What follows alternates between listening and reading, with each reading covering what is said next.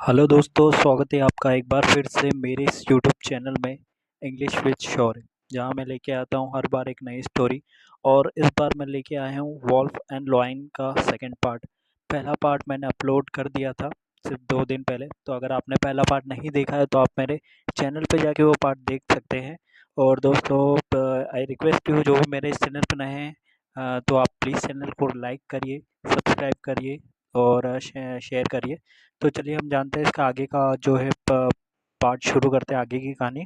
ठीक है, तो आप ध्यान से सुनिएगा। इसकी जो एक हर एक मीनिंग का हिंदी में अर्थ समझाऊंगा, इसमें जो भी सेंटेंस बना होगा वो भी आपको बताऊंगा, और न्यू वर्कअप्स मिलेगा तो उसके बारे में भी जानेंगे। ठीक है, तो चलिए शुरू करते हैं। तो यहाँ से एंड होता है, द शुरुआत करते हैं। The lion had hardly gone a few steps when the wolf murmured। यहाँ पे सेंटेंस खत्म होता है, तो इसका मतलब क्या होता है?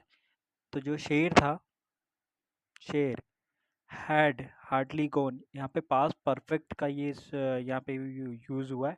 हैड के बाद जो है थर्ड फॉर्म लगी हुई है, हार्डली यानी कि मुश्किल से।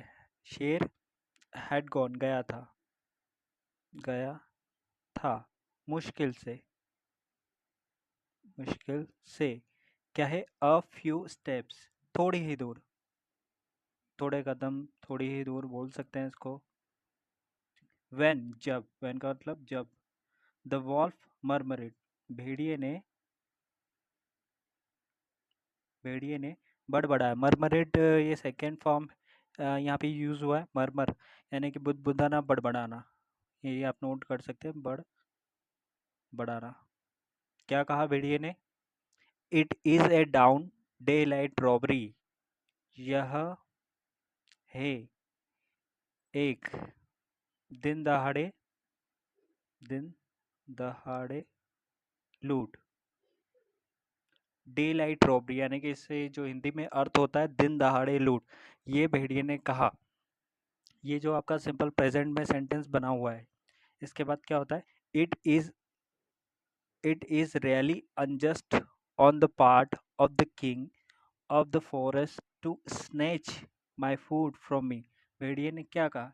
इट इज रियली अनजस्ट, यह है रियली वास्तव में, वास्तव में अनजस्ट, अनजस्ट को इसका जो हिंदी मीनिंग होता है अन्याय, अन्याय है। On the part of the king यानी कि part of the king of the forest, जंगल के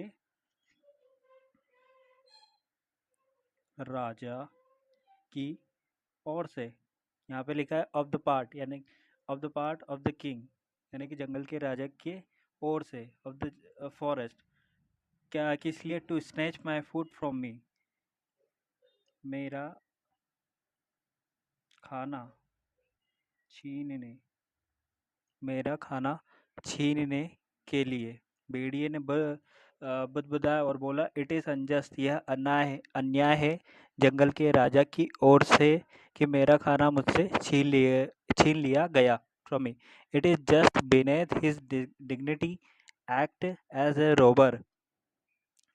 इट इज़, यह है, जस्ट beneath, beneath का मतलब यहाँ पे जो है नीचे, और हीज डिग्निटी, डिग्निटी में शान, गरिमा। यह इसका जो सेंटेंस का मतलब हुआ, यह इसकी शान के खिलाफ है, यह उनकी शान के खिलाफ है।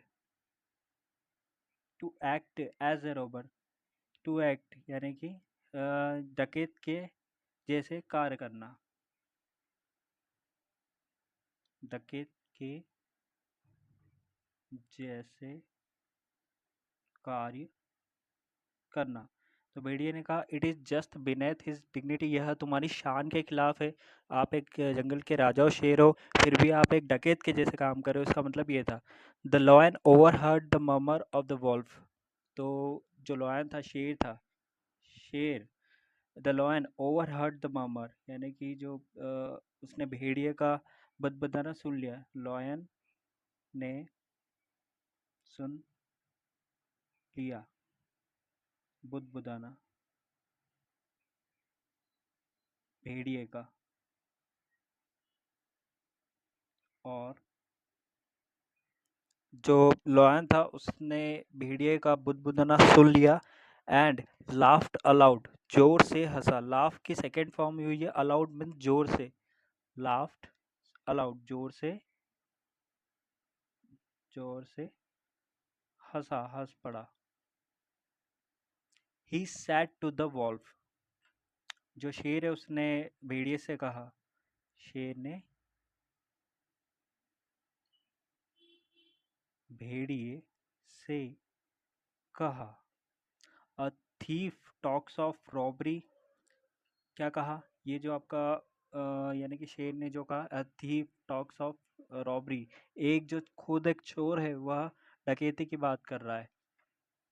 एक चोर बात करता है, रॉबरी, रॉबरी मीन्स डकैती।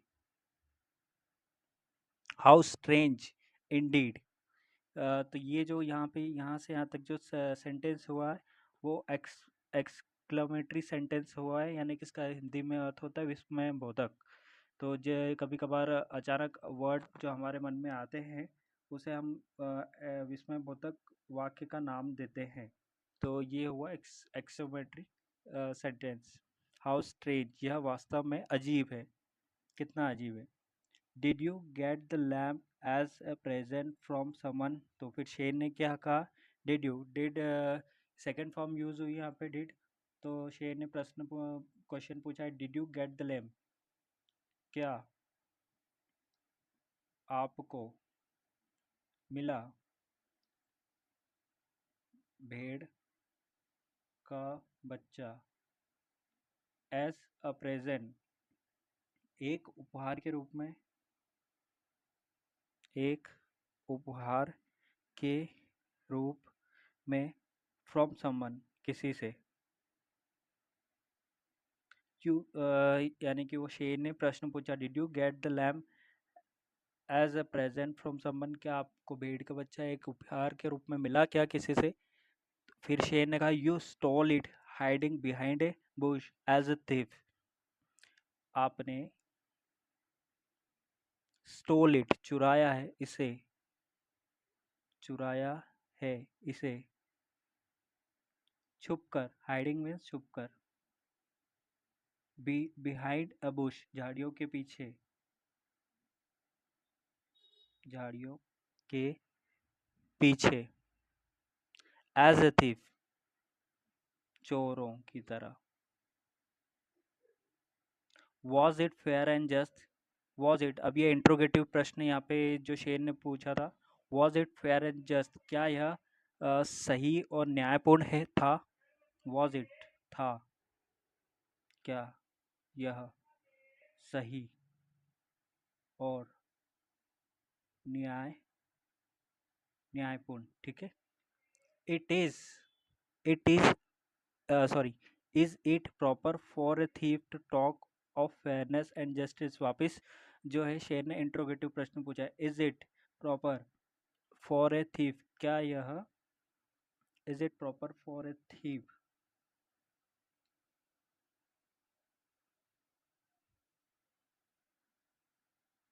तो फिर शेर ने क्या कहा? वापस इंट्रोगेटिव प्रश्न पूछा है, is it proper for a thief, क्या यह एक चोर के लिए सही है, क्या यह सही है एक चोर के लिए, चोर थीफ मीन्स चोर, एक चोर के लिए, टू टॉक ऑफ, बात करना, फेयरनेस एंड जस्टिस, निष्पक्षता और जस्टिफाई की, निष्पक्षता और न्यायपूर्ण की, निष्पक्षता और न्यायपूर्ण की। इसका ये मतलब हुआ, इज इट प्रॉपर, ये क्या एक चोर के लिए सही है कि वह खुद चोर है लेकिन वो निष्पक्षता और न्यायपूर्ण की बात कर रहा है। The wolf had no words to reply, भेड़िए के पास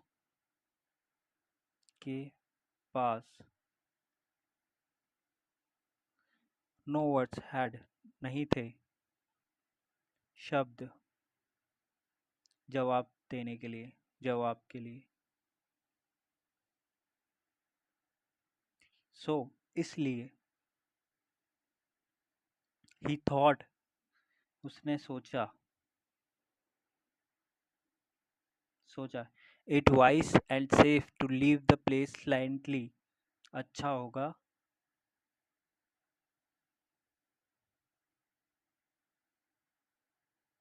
बुद्धिमानी, सुरक्षित और बुद्धि से, सुरक्षित और बुद्धि से लीव द प्लेस साइलेंटली, शांति से इस जगह को छोड़ दिया जाए, यानी वहाँ से चला दिया जाए, चल दिया जाए। ठीक है। The wolf had no words, यानी कि जो भेड़िए के पास कुछ नहीं वर्ड थे कहने के लिए। सो ही थॉट, उसने सोचा, इट वाइज एंड सेफ, या बुद्धिमानी होगी और सुरक्षित होगा कि leave the place land silently, यानी कि उस जगह को छोड़ दिया जाए। तो दोस्तों ये कहानी सुनाई मैंने 2 भागों में सुनाई, आपको कैसी लगी प्लीज़ कमेंट करिए। अगर आप मेरे वीडियो पे नए चैनल पे नए हैं तो प्लीज़ चैनल को सब्सक्राइब करिए। ठीक है, लाइक करिए, फॉलो करिए और शेयर करिए। और इस जो है मॉरल ऑफ द स्टोरी था, a sin is a sin whether it is small और बिग। जो एक पाप है वह पाप ही रहता है, चाहे वह छोटा हो या बड़ा। इस कहानी का मॉरल था। तो दोस्तों वेट करिए, मैं नेक्स्ट वीडियो में आपके लिए नई और इंटरेस्टिंग स्टोरी लेके आऊँगा। तब तक के लिए गुड बाय।